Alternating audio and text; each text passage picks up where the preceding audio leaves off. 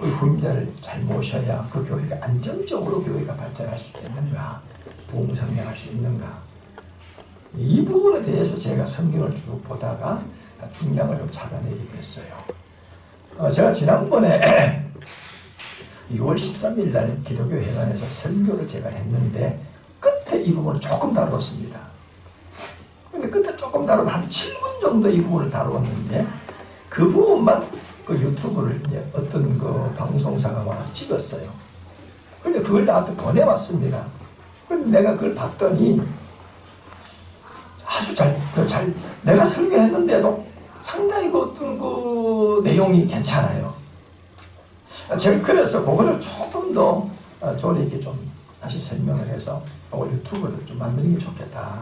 그래서 제가 간단하게 한 10분 정도, 15분 정도 설교를 해서 이 내용이 한국 교회에 많은 사람들에게 이제 보내줘서 전달해서 이걸 통해서 한국 교회가 정말로 후계자, 그다음 후임을 선정하는 데 있어서 참고가 되어서 교회가 안정되고 부흥되고 발전한다면은 굉장한 공헌을 할 수가 있다 하는 그런 생각을 제가 하게 되었어요.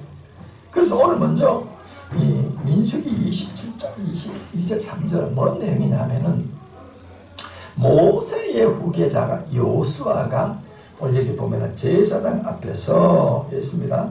이게 모세가 여호와께 자기에게 명한 대로 하여 여호수아를 데려다가 제사장 엘르아살과 온 회중 앞에 세우고 23절 그 얘기 뭐 했다고요? 안수하여 위탁하되 이랬어서 여호와께서 모세에게 명한 대로 하였더라. 이게 뭔 말이냐면은 모세가 여호수아를 후계자로 세웠다는 거죠. 안수해서. 아시겠죠? 안수해서 후계자를 세웠다. 이런 내용입니다. 모세는 가나안에 입성하지 못했습니다. 여러 가지 이유가 있지만은요, 하는 뜻이 있겠죠. 그러나 여호수아와 갈렙은 가나안에 입성했습니다. 우리가 이미 잘 아는 대로 민수기 13장에서 가나안을 정탐했고요. 12지파 한 사람을 대표해서 그 중에 여호수아와 갈렙도 그 지파의 대표를 뽑혀서 가나안을 정탐했습니다. 정탐하고 돌아와서 12지파 가운데 여호수아와 갈렙을 제외한 10지파 사람들은 다가 가나안에 올라가지 말라 했습니다. 그 이유는 가나안에 있는 그 아낙 족속이 우리보다 엄청난 거인이다. 두려워하지 말라는 겁니다. 하나님 우리와 함께 했는데 뭐가 두려우냐? 올라가자. 그럼 10사람은 올라가지 말자. 2사람은 올라가자. 이러니까 누구 말 듣겠어요? 10사람 말 듣겠죠. 다 10사람 말 듣고 그 모세에게 쉽게 말하면 요즘 말하면 대적하는 겁니다. 그래서 지도자를 새로 바꾸고 우리가 애굽으로 다시 돌아가자. 광야에서 거꾸로 죽는 것보다가 또 가나안에 올라가 죽는 것보다가 차라리 애굽으로 돌아가서 사는 게 낫겠다. 비록 우리가 종으로 살더라도. 그런데 여호수아와 모세는 여호수아와 그 갈렙의 말을 듣게 되는 거고요. 소수의 사람들이 이제 두 사람 말을 듣게 되죠. 그 결론은 14장 끝에 가보면은 10지파 대표로 가까운 사람들과 그를 따르는 사람들, 그를 지지하는 사람들은 다 광야에서 거꾸로 죽었다 했어요. 그러나 그 중에서 여호수아와 갈렙은 살아 생존해서 가나안 땅에 들어갔다 하는 그런 말을 여러분 잘 압니다. 다시 말해서 왜 모세가 여호수아를 후계자로 세웠을까요? 그게 기준이 있다는 거예요. 평소에 쉽게 말하면 모세 밑에 많은 사람들이 있었습니다. 천부장, 백부장, 그죠? 50부장 이런 식으로 많이 있었습니다. 그들이 다 모세를 도왔어요. 모세가 이스라엘 백성 들고 가나안에 이제 가게 되는데 광야 생활 40년을 했습니다. 그런데 그 중에 혼자 할 수 없기 때문에 하나님께서 여러 밑에 수하의 사람들을 이제 모세를 통해 세우게 되는 겁니다. 참모되지 쉽게 말하면. 아시겠죠? 그죠? 모세가 광야에서 아멜렉과 전투할 때도 그죠? 아론과 훌이 뭘 붙어줬어? 높은 산에서 모세가 기도할 때 어떻게 했어? 왼팔을 붙들어줬단 말이야. 여러분 잘 알지? 그죠? 그뿐만 아니고 그 수하의 밑에서 많은 사람들이 여호수아를 도와줬습니다.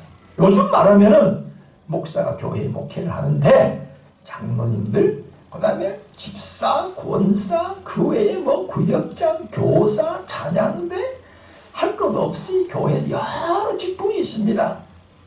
그 누구를 돕는 거라고요? 하나님. 목사님을 돕는 거지. 그러면 그것이 곧 하나님의 일을 하는 거예요. 왜? 하나님께서 그 교회 담임 목사를 세워서 그 목사가 혼자 하기에 힘들기 때문에 수많이 많은 사람들을 세워서 그를 도와서 하나님 나라를 이루어 나가는 겁니다. 똑같은 겁니다, 사실은. 그런데 여러 사람들 중에서 그 중에서 다른 사람들 다 설명 잘했지만 성경에 쭉 보면은 여호수아와 갈렙은 온전히 순종했다고 성경은 말하고 있어요. 성경에 보면은 민수기 32장 12절 제가 읽어드릴게요. 다만 그나스 사람 여분네의 아들 갈렙과 눈의 아들 여호수아는 볼 것은 여호와를 온전히 순종하였습니다. 신명기 1장 36절 오직 여분네의 아들 갈렙은 온전히 순종을 하였음즉. 자, 여기서 보면 또 민수기 32장 12절 또 아까 읽은 말씀이구나. 자, 여기 성경에 쭉 보면은 어떤 여호수아에 대해서 평가를 하고 있냐면은 여호수아 그러면은 온전히 순종했다 하는 말씀이 많이 나와요. 다시 말해서 하나님께서 모세를 통해서 역사하신 일을 하시는데 그 모세의 말에 순종했는데 그 여호와의 말에 순종했다 이렇게 표현을 다 하고 있어요. 그래서 민수기 14장 30절에 여분네의 아들 갈렙과 눈의 아들 여호수아 외에는 내가 맹세하여 너희로 거하게 하리라 한 땅에 결단코 들어가지 못하리라. 다시 누구는 들어간다? 여호수아와 갈렙은 가나안 땅에 들어간다는 겁니다. 왜? 다른 사람들은 다 모세를 대적하고 반역했거든요. 그래서 광야에서 다 거꾸러지게 되는 겁니다. 자, 다른 말로 말하면은 하나님께서 이런 여호수아를 모세에게 명령했어요. 모세의 후계자로 세워라 이렇게 하는 겁니다. 그러니 지금으로 말하면 여호수아는 모세를 철저하게 모세 앞에 순종한 사람이에요. 그리고 모세가 여호수아를 철저히 신임합니다. 그리고 이 공동체에서도 여호수아와 갈렙이 모세를 한테 돕는 그런 또 순종하는 그런 내용을 보고 이 공동체에서도 다 인정하는 사람입니다. 그렇기 때문에 오늘 여기 27장 민수기 20장 22, 23절 보면은 여기 안수해서 이제 후계자로 세우는 겁니다. 사실은요. 이게 제일 민수기 끝에 가면 이제 모세가 이제 죽잖아, 그죠? 가나안 눈앞에 다가오면서 그때 이제 정식적으로 여호수아가 바톤을 이어받아가지고 그 이스라엘 백성들을 어디로 데려간다? 가나안에 이제 데려가는 겁니다. 이제 자, 뭘 말하죠? 구약에서도 잘 들으세요. 그 모세의 후계자, 그 엄청난 그 공동체에 그 바톤 타치 하는 겁니다. 쉽게 말하면요. 그 위대한 모세 이렇게 말하죠. 그런데 그 모세가 죽고난데 어떻게 될까? 그 여호수아에 보면 나오죠. 하나님께서 모세 여호수아에게 두려워 말라, 담대해라, 내가 너를 함께 해주겠다. 네가 어디로 가면 지켜주겠다. 이거 뭘 말하면 여호수아는 굉장히 두려움이 있었고요. 내가 어떻게 모세와 같이 훌륭한 지도자의 뒤를 이어서 이 백성들을 데려갈 수 있겠는가? 인간적으로 겁이 있었어요. 솔직히죠. 그런데 하나님이 여호수아에게 보증을 해줬습니다. 내가 너와 함께 할게. 네가 어디로 가서 내가 너와 함께 할 것이다. 걱정하지 마라. 몇 번에 걸쳐서 여호수아에게 확인을 시키죠. 확증을 줍니다. 확신을 줍니다. 그런데 여호수아에게 두려워하지 말고 담대하라는 소리를 몇 번 하죠. 여호수아 1장에 보면. 자, 그래서 여호수아가 정식적으로 바톤을 이어받게 되는 거예요. 자, 오늘 구약을 한번 봅시다. 물론 구약에 보면은 왕이 아들이 왕이 되지요. 여러 가지 이유가 있습니다. 그것도 제사장 아들이 뭐가 돼? 제사장. 왜 그럴까요? 다 이유가 있어요. 자, 왕이 지금까지 쭉 정치를 해오던 것만이 새로운 사람이 들어갔을 때, 전혀 모르는 사람이 들어갔을 때 문제가 옛날 가능성이 많습니다. 사실은요. 그래서 앞에서 왕으로 있다가 뒤에 왕으로 세우는 사람들은 전 왕하고 새로 세우는 왕하고 관계가 좋아야 되겠지, 그죠? 잘하게 되겠죠. 공동체도 그 사람을 알아야 되겠죠. 그래, 이건 똑같은 거예요. 모세가 여호수아를 후계자로 세울 때는 모세가 여호수아를 인정하고요, 여호수아가 모세를 인정하고, 다시 말해서 내 후계자로 여호수아를 세우는 것에 대해서 신뢰하는 겁니다. 그걸 누가? 하나님께서 낙점을 했어요. 여호수아를 후계자로 세워라. 자, 이렇게 해서 그 공동체가 흔들림 없이 가나안까지 들어가게 되는 겁니다. 자, 믿습니까? 하나님께서 쉽게 말하면 여호수아를 낙점한 그 기준이 전임 모세가 여호수아를 잘 알고 여호수아가 모세에게 순종했고 공동체가 이미 두 사람의 관계를 잘 알고 있어요. 자, 그런데 여러분 제가 말씀을 또 드릴게요. 신약에 또 보면은 그 사도행전 1장의 제일 끝에 그 말씀이 있습니다. 1장에 보면은 12제자 가운데 가룟유다 한 사람이 예수님을 배신하고 나중에 목매어서 자살하게 되잖아요.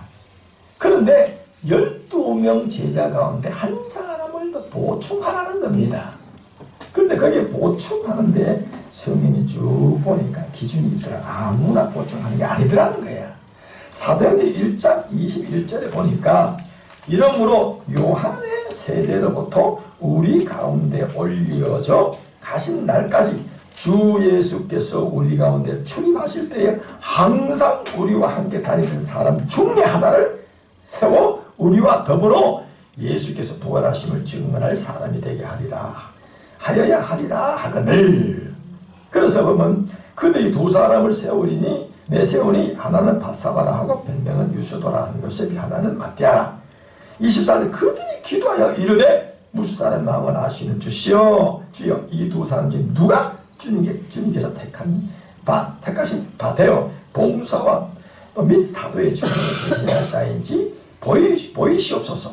유다는 이 직무를 버리고 제 곳으로 간다이다 하고 제비 뽑아 마띠아를 얻으니 그가 사도의 수에 들어다니라. 아멘. 자, 12제자 가운데서 한 사람이 이제 비었는데 그 보충할 때 기준이 있더라는 걸 말씀드려요. 굉장히 중요합니다. 오늘 말하면은 목회자, 새로운 목회자를 선택하는 데 있어서 그냥 뽑는 게 아니라는 거야. 학벌을 보고 뽑는다, 인물을 보고 뽑는다, 그 사람의 관록을 보고 뽑는다, 여러분들이 그 사람 유명세를 보고 뽑는다, 그게 아니더라는 거예요. 바로 그 기준이 오늘 21절에 보면은 요한의 세례, 이 요한의 세례는 뭔 세례입니까? 이건 잘 들으세요. 물세례입니다. 예수님께서 요단강에서 요한에게 뭘 받았다? 세례를 받았단 말이야. 그것부터 아는 사람, 이거 중요한 거예요. 예수님께서 요한에게 물세례를 받았는데 그걸 아는 사람, 우리가. 그리고 또 나와요. 우리 가운데 올려가신 날까지 주 예수께서 우리 가운데 출입하실 때, 자, 너무 중요한 거예요. 예수님이 성천에서 올라가실 때까지 우리 가운데서 뭐라고 출입했다 했어요.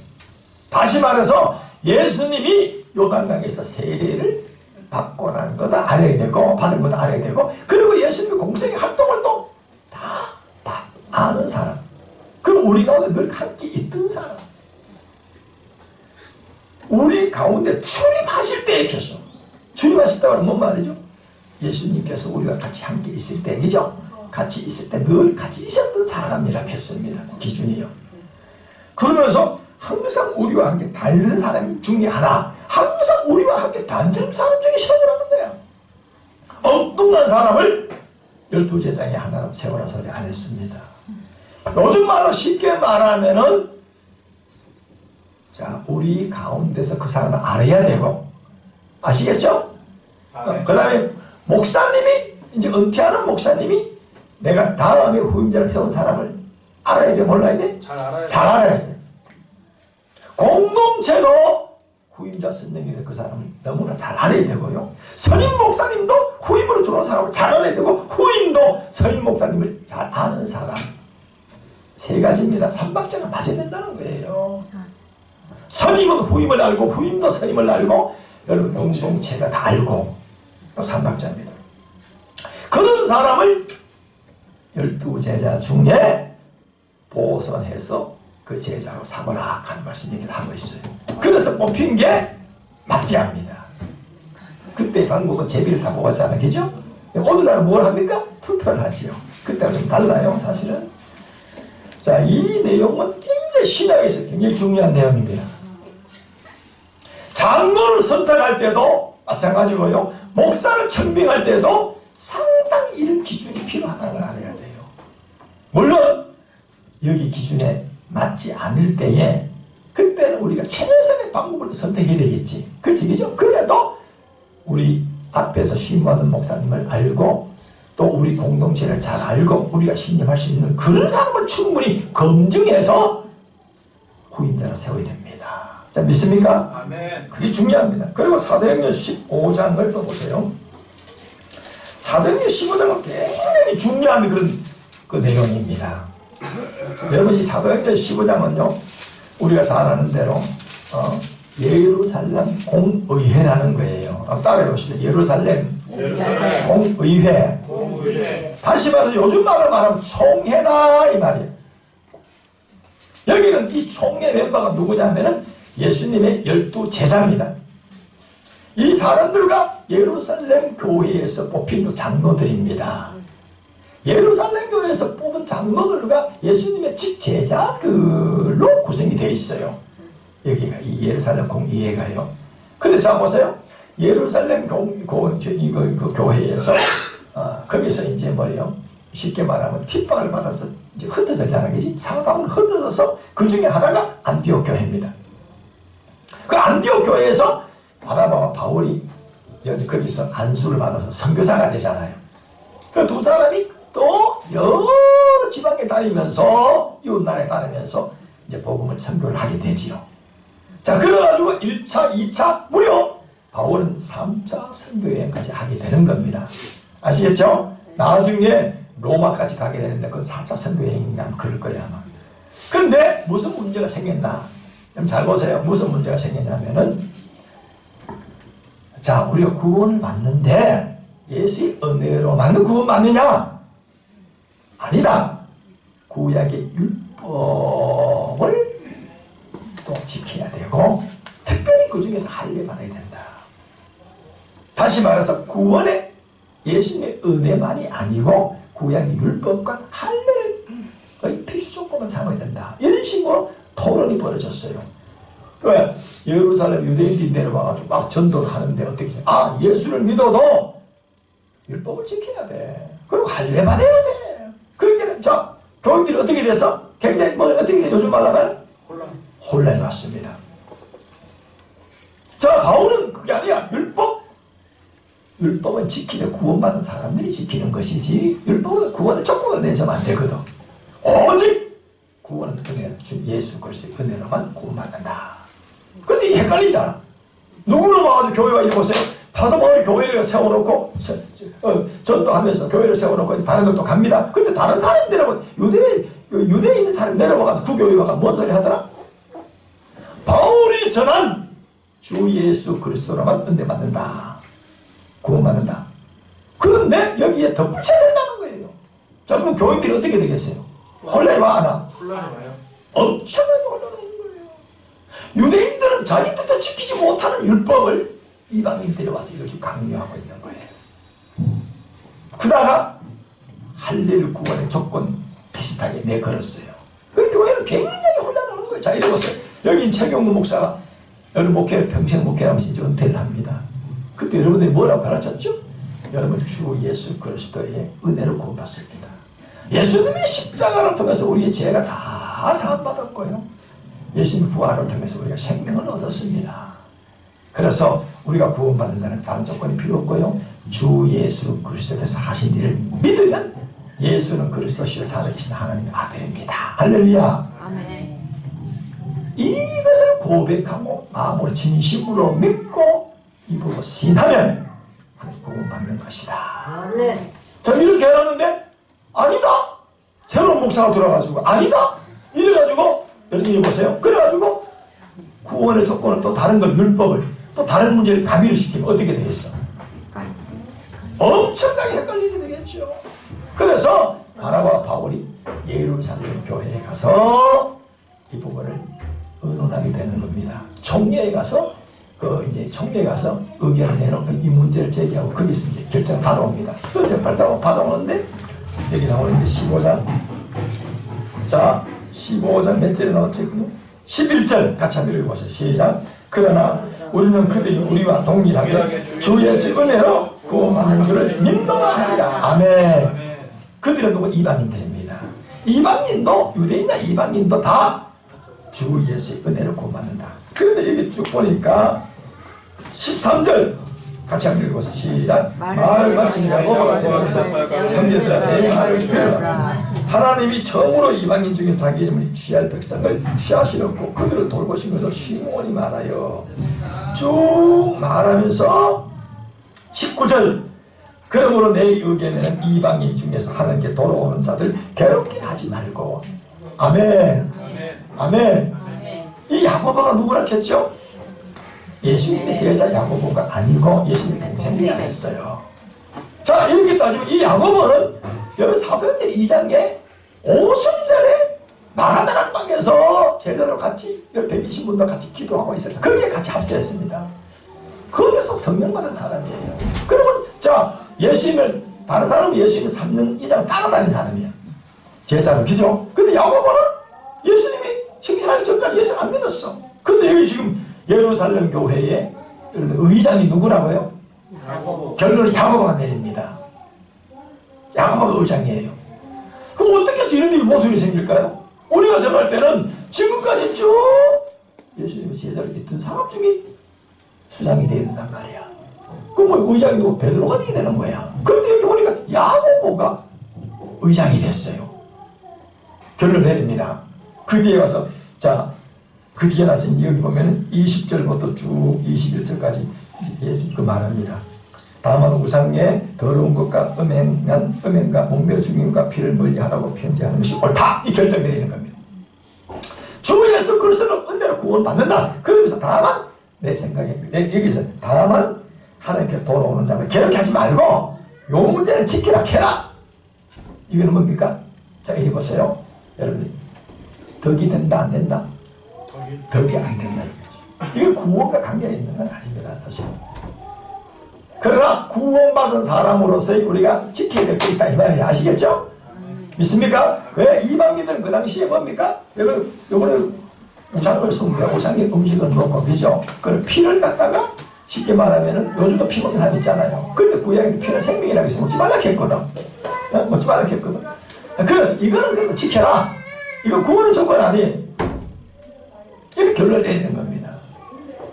여기서 내가 무슨 말씀을 드리고 싶으냐면은 예수님의 동생 야고보가 예루살렘 교회의 총회의 수장이라는 거예요. 어떻게 생각하면 하나님 뭐와 같아? 혈육 계승과 같다는 거예요. 맞지? 그죠? 늦게 들어가지고 어떻게 해서 여러분 의장이 됩니까? 누구기 때문에? 누구기 때문에 그렇다고? 예수님의 동생. 그렇죠. 예수님의 동생이기 때문에 어떻게 생각하면 특혜를 받은 거다 이렇게 볼 수 있어요. 왜? 예수님을 너무나 잘 알고 아시겠죠? 이 공동체도 인정하고 이렇게 이런 사람이 수장이 되는 거예요. 자, 시간 관계로 이제 매듭을 지울게요. 여러분 디모데서 전서 후서 쭉 보면은 여러분들이 그 사도 바울이 디모데를 뭐로 취급합니까? 내 사랑하는 아들아. 그러면 다른 말로 말하면 바울은 디모데를 부를 때 거의 다 그렇게 불렀어요. 그러면 디모데는 바울을 아버지처럼 따랐다고요. 여러분들이요. 그리고 유대 신자인 디모데를 예수 그리스도 복음의 신자로 바뀌게 된 것은 사도 바울을 통해서 그렇게 된 겁니다. 그게 사도행전 그 디모데 전서에 보면은 이제 그런 말이 나오죠. 여기 1장 6절 그러므로 내가 나의 안수함을 내 속에 있는 하나님의 은사를 다시 분리듯 하게 하기 위하여 너 생각나게 하라. 여기 보면은 안수했다는 말. 바울이 디모데를 안수했단 말이 나와 있어요. 어떻게 생각하면 여러분들이요 우리가 잘 아닙니다. 디모데는 바울의 후계자라 그래요. 어떻게 해서 후계자를 세웠을까요? 바울은 디모데를 너무나 잘 아는 사람. 그리고 디모데는 바울을 따르는 사람, 아버지처럼 그런 관계입니다. 그리고 공동체에서도 이 디모데는 참 정통 있는 신자입니다. 다 인정하는 겁니다. 그런 사람을 여기서 후계자로 세웠다는 거예요. 그런데 한국 교회에서 이걸 정말로 이런 어떤 기준을 가지고 후계자를 뽑아야 되는데 그러지 않는 게 너무나 많았었어요. 그래서 우리 한국교회에서 그 대표적으로 큰 문제가 생긴 교회들이 서울에 있는 광성교회, 그 다음에 또 강북제일교회, 그 다음에 저 두레교회, 지금 서울교회, 그 다음에 심지어 이게 부천에 있는 어느 교회 아시겠죠? 거기도 지금 반쪽 났죠? 반쪽 갈라졌습니다. 자, 왜 선임자와 후임자의 두 사람의 관계 정말로 그런 어떤 정말 서로 잘 아는 사람들이 뽑아요. 공동체가 잘 아는 사람 뽑아야 되는데 그냥 이력서 갖다 놓고 사람을 뽑았어요. 이력서 보고 설교 한두 번 시키고 뽑았다고요. 다 그런 문제가 생기는 거예요. 결론적으로 말하면요, 후임자는 서임자를 잘 아는 사람이 되고요. 영적 개성입니다. 쉽게 말하면. 아시겠죠? 왜? 영적으로 내가 이 교회를 이런 흐름으로 만들어놨는데 후임자가 들어와가지고 진리는 같지만은 그 진리를 갖다 가르치는 데 있어서 방법에서 갑자기 확 바꿔버렸어요. 아시겠죠? 교회 운영이 있어서 여러 가지로. 그 문제가 생기는 거예요. 그래서 교회 후임자는 선임을 잘 알고 선임자는 후임을 잘 알고 공동체는 새로 들어온 사람을 잘 알고 그렇게 조화가 잘 이루어질 때에 후임자가 들어왔을 때의 교회는 안정적으로 잘 여러분들이요 평화롭게 이 교회가 부흥 발전될 수 있다. 자, 믿습니까? 아멘. 그래서 제가 특별히 이 부분을 오늘 이 시간에 여러분들이 말씀을 드린 것입니다. 예, 감사합니다.